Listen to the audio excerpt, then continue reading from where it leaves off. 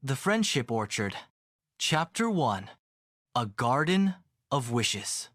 Once upon a time, in a cheerful little village surrounded by rolling green hills, lived a 4-year-old girl named Mia.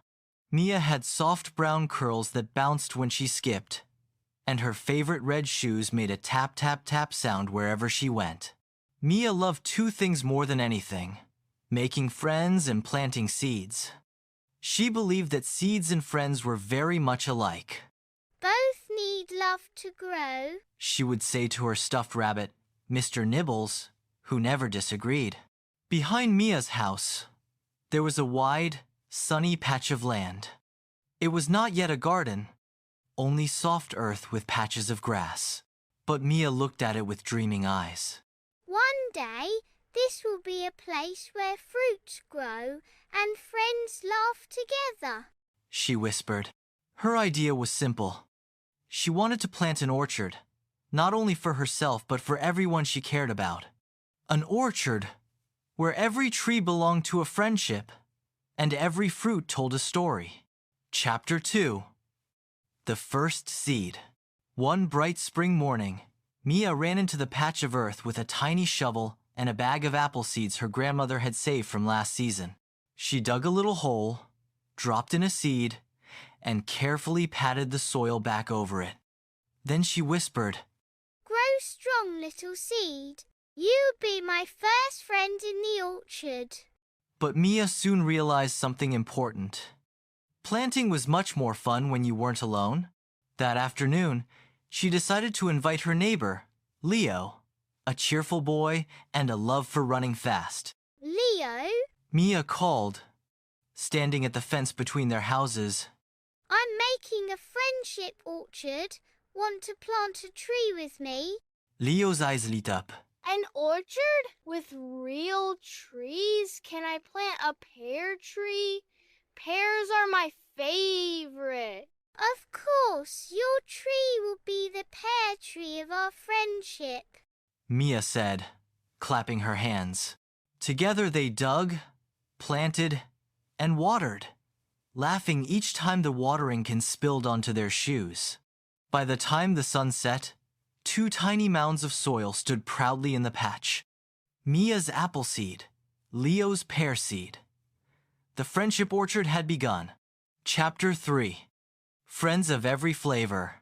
The next day, Mia thought about how orchards didn't grow from just 2 trees. The more friends, the more fruits, She told Mr. Nibbles. So, she set off to invite others. Sophia, the girl with long braids who loved reading, planted a cherry tree. She said, Cherries are like stories sweet and shared best with friends. Ben, the boy who always hummed songs, planted a peach tree.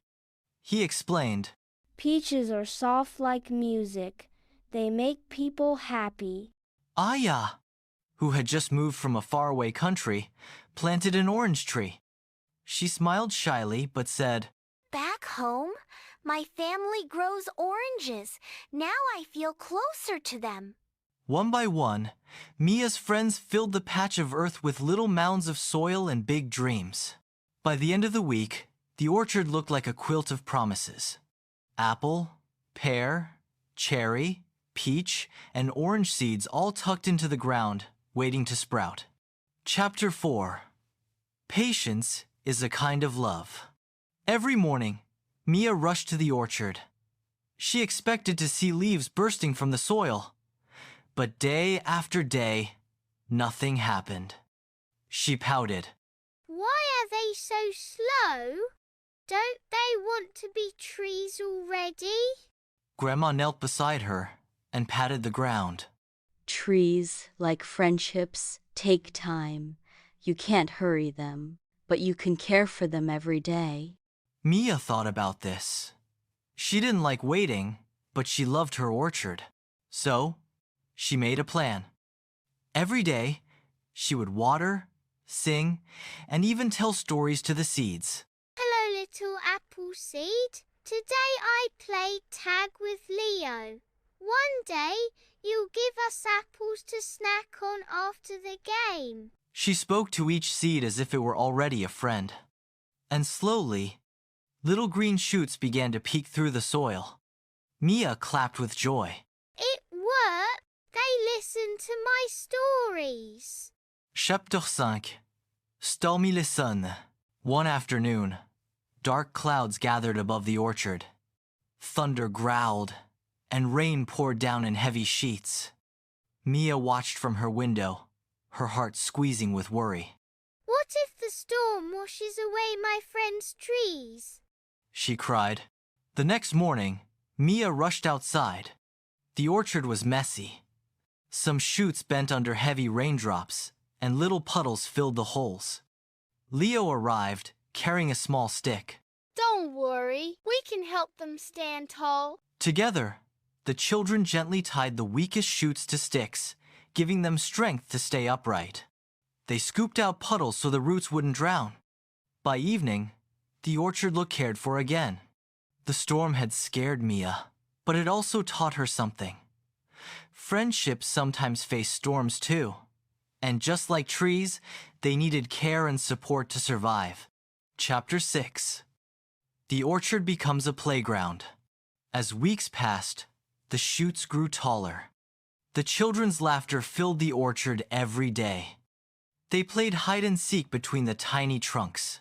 They drew pictures of what the future orchard would look like, huge branches full of colorful fruit. They shared snacks on a picnic blanket, imagining they were already eating apples, pears, and cherries from their own trees. The orchard became more than a garden. It was a playground of friendship. Chapter 7. A problem of sharing. One sunny afternoon, Mia noticed something troubling. Leo and Ben argued over who had watered which tree. I watered the peach tree yesterday. Ben insisted. No, I did. Leo shouted. The orchard grew quiet as the friends argued. Mia frowned. Stop! The orchard doesn't care who watered it. It just wants love. The children paused. Mia's words were simple but true. They realized the orchard belonged to all of them, not just one. From then on, they made a watering schedule. Each day, 2 children cared for the trees together. Working in pairs made everything more fun and fair. Chapter 8.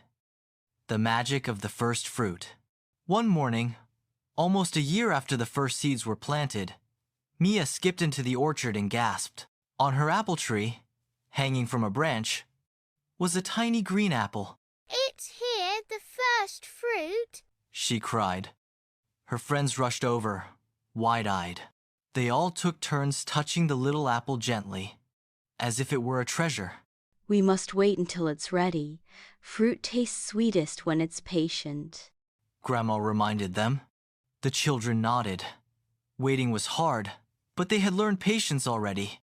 When the apple finally turned red and round, Mia picked it carefully. Instead of eating it herself, she cut it into slices and shared it with all her friends.